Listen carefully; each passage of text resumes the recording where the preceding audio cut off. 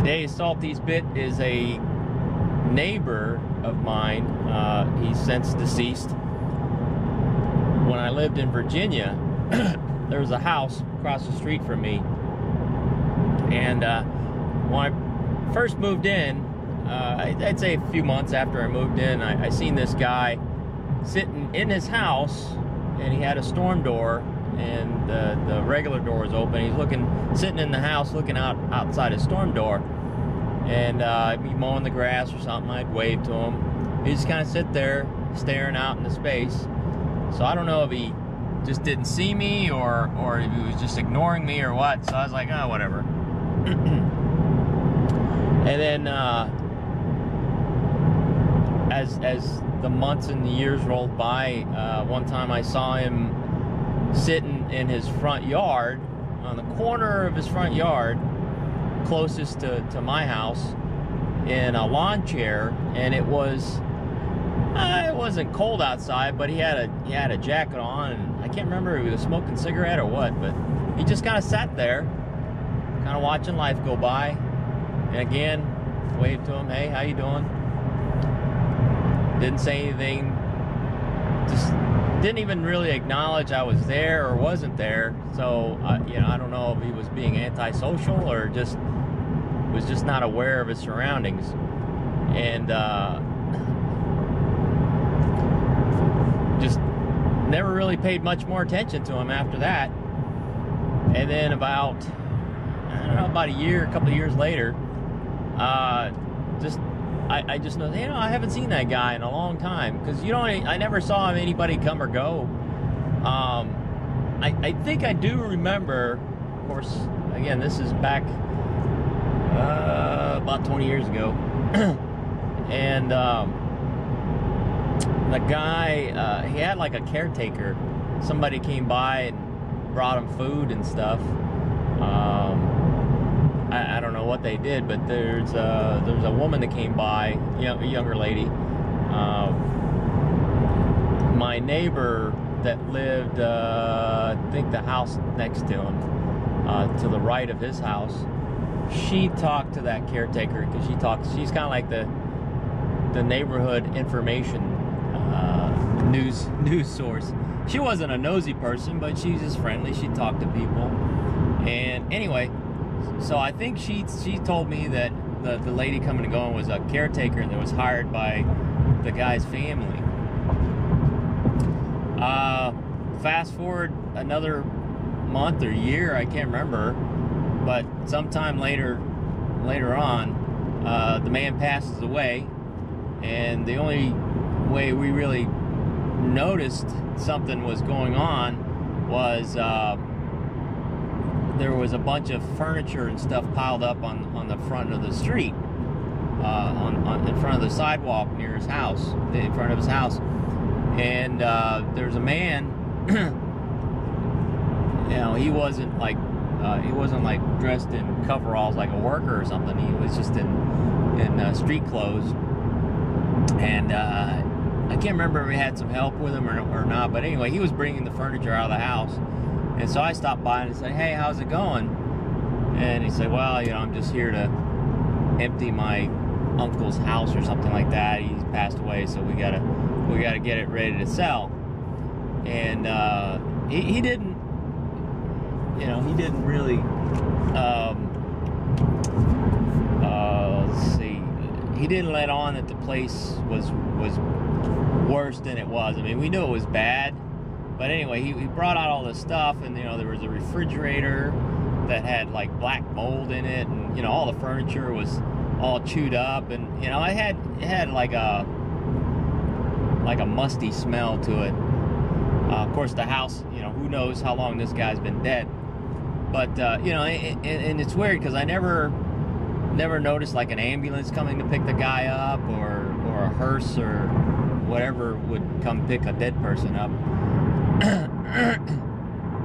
So I don't know if he went to the hospital and died at the hospital, or died in the house, or what. But anyway, he passed away. And so a few months later, they had the house up for sale, and we were like, oh man, I don't know how much that they're gonna get for that place. And of course, I didn't have any money to buy the place, and I wouldn't want to if I did.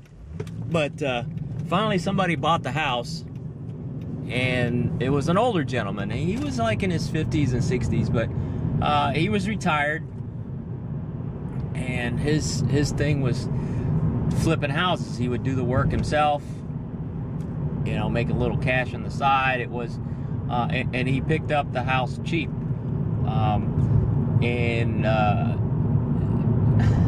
I think, from what I remember, the neighbor he told the neighbor next door that he paid $8,000 for the property. And I was talking with the neighbor lady, and I said, man, if I had known they were going to let it go that cheap, I would have gone in on it with you, and we could have had the place bulldozed. And heck, the land was, you know, worth $10,000. So if we paid $8,000 for the property, spent the $1,000 to bulldoze the house and clear it up, sell it for 10 or 15, whatever we could get out of it, we'd still be on top. But anyway, good for the guy who bought the house.